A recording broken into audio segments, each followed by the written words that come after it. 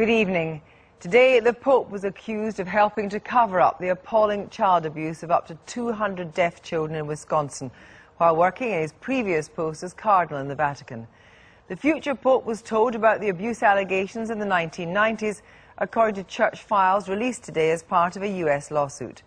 No action was taken against the abuser, Father Murphy, who had written to the future pontiff pleading for leniency. The Vatican has denied a cover-up, but Pope Benedict XVI is now under more pressure than ever before. Here's Peter Marshall.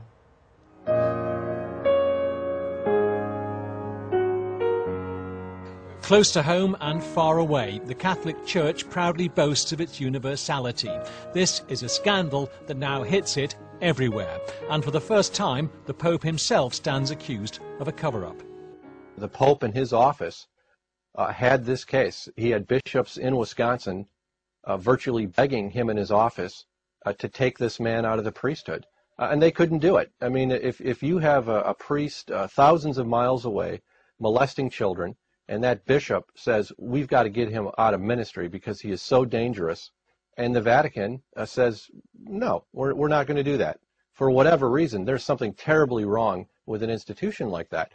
The case is that of a priest who worked at a school for deaf children in Milwaukee from the 1950s until 1974. He raped and assaulted over 200 boys. His victims are still asking why the then Cardinal Ratzinger, who's now Pope Benedict, turned away.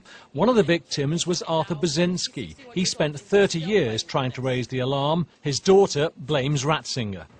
He was the one who handled the sex abuse cases. So I think he should be accountable because he did nothing.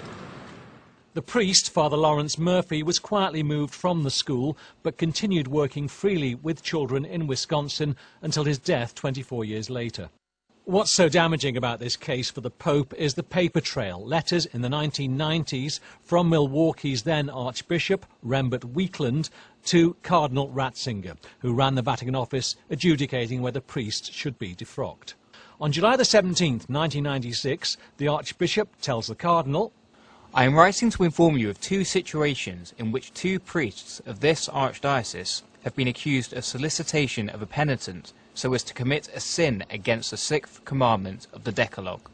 It seems the Cardinal ignored the letter, for 8 months later, on March the 10th, 1997, Archbishop Weekland wrote to a second Vatican official saying, I wrote to His Eminence Joseph Cardinal Ratzinger. My hope was that His Eminence would grant special norms for a penal process in this case. So far, however, I have received no response. At this point, Cardinal Bertoni, on Pope Benedict's right here, today he's the Vatican Secretary of State, intervened, initiating a secret canonical trial of Father Murphy. But in January 1998, this was suddenly stopped when Murphy himself wrote to Cardinal Ratzinger.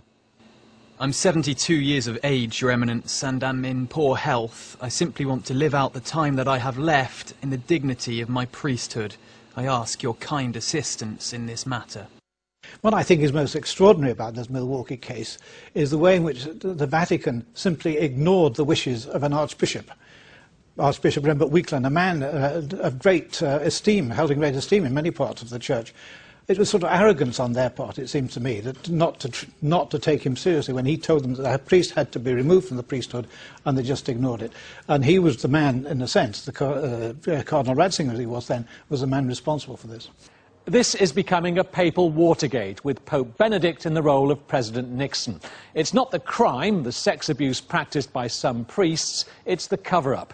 And every week, it seems, that gets closer to the man the Church holds is God's representative on earth. Bad enough, the perpetrators using the authority of the Church to commit their crimes, but just as shocking, the allegation the man who's now Pope deployed pontifical secrecy to bury the truth. Only last week, the Pope issued a letter to Irish Catholics in which he reprimanded Ireland's bishops for failing to show leadership over sex abuse cases. Now it's his ultimate leadership in question. In a sense, if popes can have egg on their faces, I would have thought that he had egg on his face. I mean, it has come back and to haunt him, exactly what he accused the Irish of. He could almost now be accused of the same thing. Failing in his duty. Failing in his duty. Today in Rome, a group from Milwaukee tried to take their questions for the Pope direct to the Vatican. They were briefly detained by the police. to say, as they have been, that Cardinal Ratzinger courageously went after sex offender priests when he was running the congregation, which was his responsibility to do that, you can see from this case that is absolutely not true, and he needs to explain to these victims. There's a medieval aphorism which runs, "The Pope is judged by no one." It may be that this Pope finds that for millions of Catholics that no longer applies.